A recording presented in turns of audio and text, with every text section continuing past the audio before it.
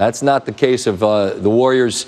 For them, it is now their third title in 4 years. We welcome Stephen A. Smith to the program. And Stephen A., it was an odd end, man, because as you heard how I just described it, you were in the building, and it felt like all of the energy and the hope was just sucked out of that building there right before the half. What was that second half like?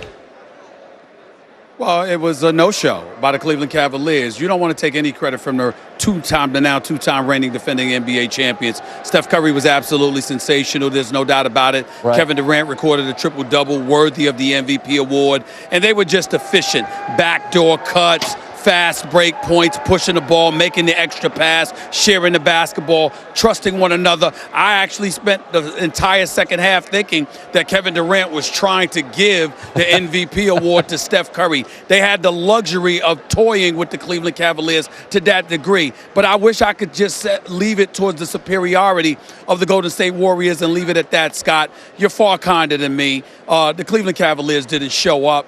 The effort was glaringly lacking. It was an embarrassing effort as far as I was concerned. They quit as a team. I thought LeBron James tried early on, but eventually he got to a point where it looked like he quit, and the rest of the team just followed. There were so many defensive lapses, backdoor cuts, wide open threes, wide open jump shots, miscommunication.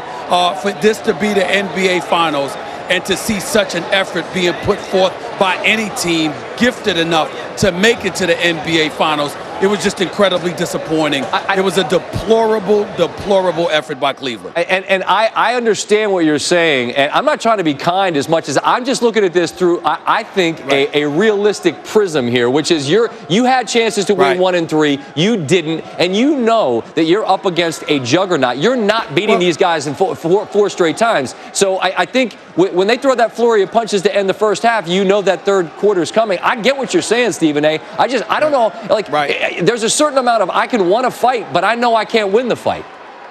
But Scott, it's the finals, and right, what I'm saying to you is there's a championship on the line, and you know that you're going up against a superior team. I totally understand that, but Scott, there's a difference between you defending somebody, doing all that you can, but just resigning yourself to the fact that they're superior, and then you not even being in the ballpark. That's if fair. Somebody's going up against you, if you Scott stepped on a basketball court and you were in front of Kevin Durant's face and you put your hand up, but he made the shot, you just sit up there and resign yourself to the reality that this guy is just gifted and that's it. But if you're not even within 5 or 10 feet of the man and one wide open shot after another is taking place and the game ultimately resembles literal, I take no pleasure in saying that. I'm at the NBA Finals, okay? I want to see two elite teams going up against one another. I want to look at the Golden State Warriors, recognizing their greatness and leave it at that in terms of appreciation. But when you see such a glaring lack of effort, that can't be ignored. And I'm not going to sit here on national television and ignore this to our viewers who expect the truth from me, you, and everybody else. You're giving it to them.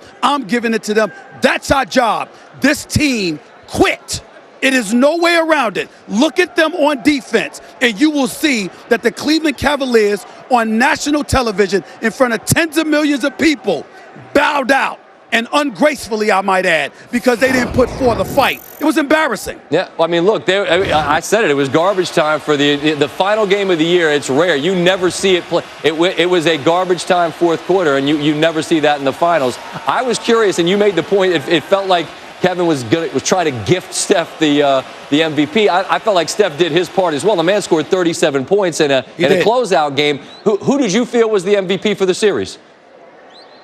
It wouldn't have bothered me if they got co-MVPs, believe it or not, because I thought both of them were that efficient throughout this series. Kevin Durant, to me, wanted no parts of LeBron James in Game 1 and didn't really show up like the Kevin Durant, the superstar that we know him to be. But the last 3 games, he put on an absolute show. Came into the night averaging 31, 10, and 9. And then Steph Curry obviously looked awful in Game 3, but showed up in Games 1, 2, and the closeout Game 4. So had it ended up being a co-MVP, I would not have mind, nor did I mind Steph getting it tonight or Kevin Durant, because Kevin Durant did score a triple-double. He did abuse every opponent that came in his direction over the last 3 games, and the unselfishness that he displayed as a superstar talent, you just can't say enough. He truly did not care whether he won the MVP award or not, and there was a part of him in his body language when they announced that he was getting the award, you could see he was somewhat surprised because it was like, damn, look at what Steph Curry did tonight. I thought the babyface assassin was going to get it. Right. But ultimately, he had to accept it because look at what he did. And Steph is just as gracious. This is what makes them a special team.